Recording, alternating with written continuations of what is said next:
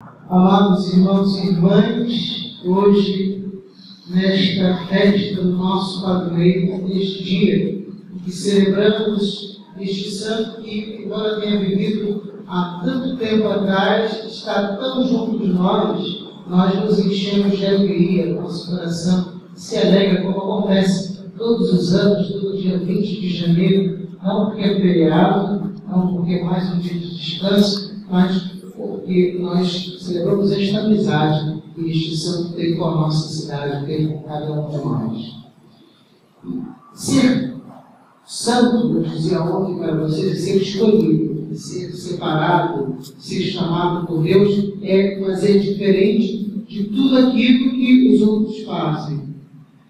E São Sebastião, além de ter sido chamado a ser santo, foi chamado a entregar a sua vida. Foi entregado a ser, foi chamado a ser mártir, a se doar, a entregar a vida, o chamado ainda maior. E o martírio é o maior dom que nós podemos receber. Claro, é algo difícil, nós temos medo, não estamos preparados, mas Deus, quando dá este dom, quando escolhe um filho seu para entregar a sua vida, se alegra imensamente por este filho que se doa a exemplo de nosso Senhor Jesus Cristo. E São Sebastião disse sim ao martírio 2 vezes. Não sei se vocês sabem disso. São Sebastião, por 2 vezes, disse sim ao chamado de entregar a sua vida. Nós temos essa imagem de São Sebastião com as flechas, que mostra a primeira vez que tentaram matar São Sebastião, mas ele não morreu assim, desse jeito. São Sebastião viveu no período que a igreja foi mais perseguida. Foi do século III, século IV, durante o governo de Diocleciano. Durante o governo deste homem, a gente não devia nem falar o nome dele, vários santos entregaram a sua vida. São Jorge, São Cosme, São Damião. Todos eles entregaram a sua vida durante o governo de Diocleciano. Mas São Sebastião era amigo pessoal de Diocleciano. As portas do palácio de Diocleciano estavam abertas para São Sebastião. Ele podia entrar e sair a hora que ele quisesse. Imagina a gente lá na casa da Dilma, né? As portas abertas para a gente mergulhar na piscina do Palácio Alvorada, comer aquela comida maravilhosa que ela come, feita por cozinheiros internacionais. Beleza. Será que nós teremos a coragem que teve São Sebastião de ir contra o presidente, de dizer algo que a presidente não goste? Eu me lembro dos políticos já me disseram que ela tem um humor terrível, né?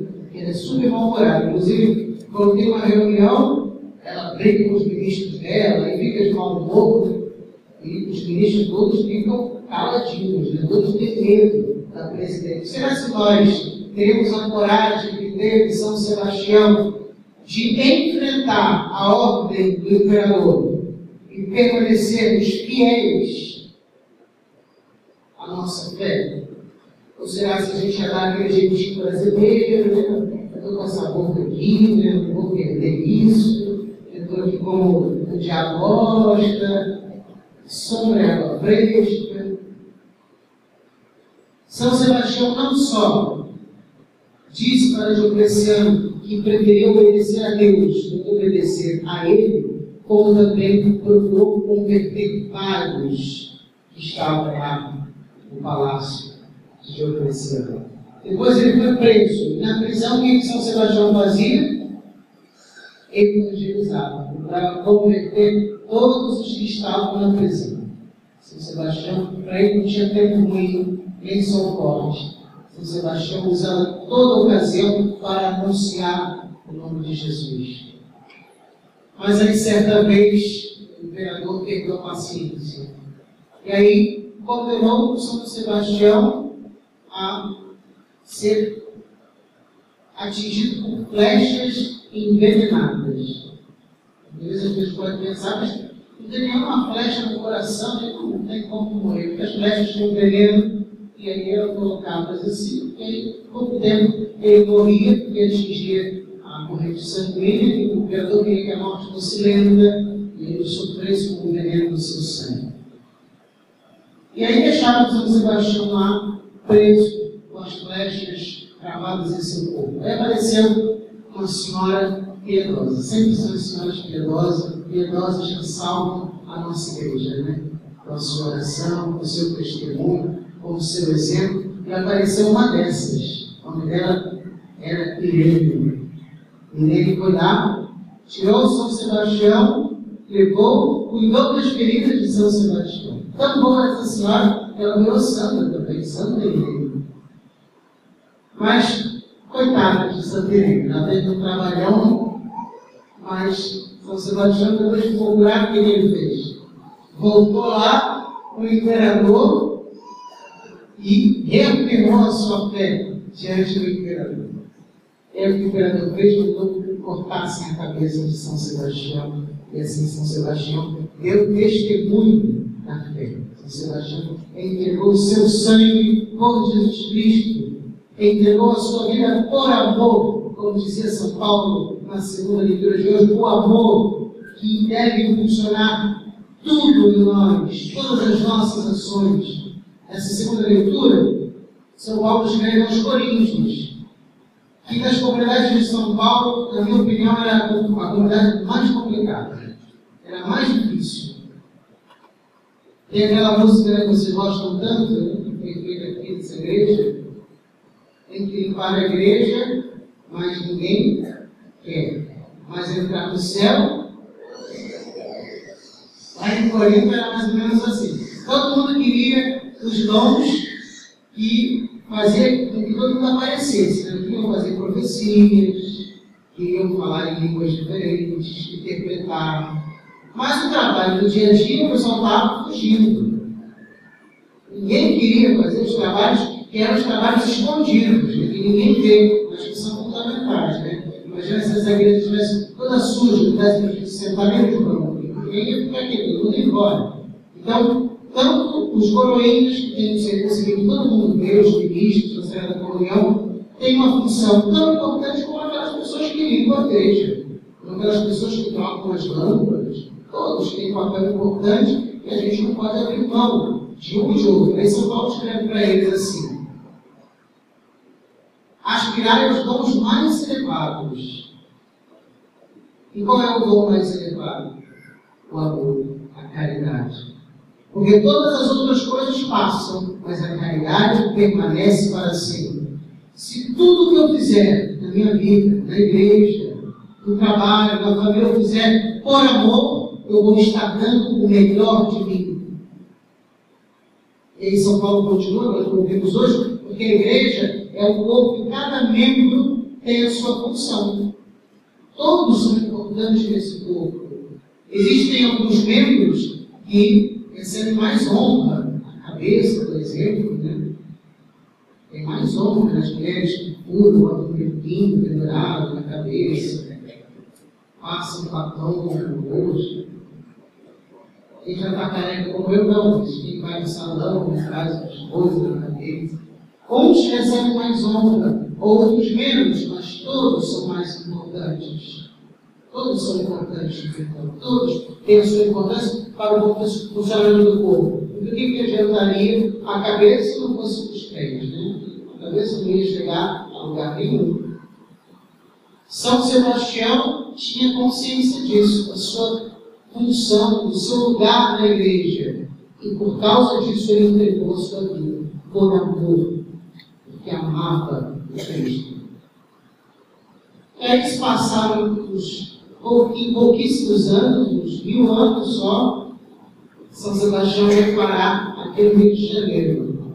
Muita gente não sabe como é que foi essa história, então eu vou aproveitar para contar para vocês por que São Sebastião se tornou nosso padroeiro. Porque nós temos tanto carinho para São Sebastião. São Sebastião foi escolhido padroeiro do Rio de Janeiro porque o nome do rei era Sebastião. E aí descobriram essa cidade, esse lugarejo, então eles colocaram o nome aqui de São Sebastião, do Rio de Janeiro. Mas aí os portugueses, quando vieram para cá, não deram muita atenção aqui para a nossa cidade, para o nosso lugarzinho. Mas aí vieram os franceses. Os franceses que eram protestantes, calvinistas. Vieram para cá e aqui fizeram uma cidade.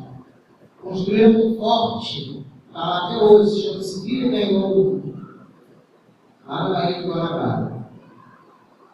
Aí, vocês sabem aquela história, né? Quando você não quer uma coisa, você não dá muita atenção. Mas quando alguém quer aquela coisa que você tem, aí você já começa a dar um valor maior. Não, o que está acontecendo? Porque esse negócio que é meu, eu não tenho muita atenção, mas agora estão querendo, eu vou ficar atento, senão vou roubar o que é meu. Os portugueses, então, vieram para cá para expulsar os franceses, que além de serem estrangeiros, franceses eram protestantes. E queriam fundar aqui uma vila protestante, porque na época o rei de França proibia os protestantes lá, então eles fugiram vieram para cá. Mas não foi fácil tirar os franceses daqui. Eles já tinham se fortificado, os portugueses não tinham nada. E aí foi a hora dos portugueses se lembrarem daquele que era o protetor da cidade, aquele que era o padroeiro desta cidade, São Sebastião. Os franceses estavam aliados aos índios, muitos índios, se eu não me engano, os índios tupinambás, e os portugueses se aliaram aos índios tamoios. E aí teve um dia uma batalha, chamada a Batalha das Canoas. Os índios usaram suas canoas e colocaram esse nome na batalha porque eram muitas as canoas. E os portugueses estavam perdendo a batalha.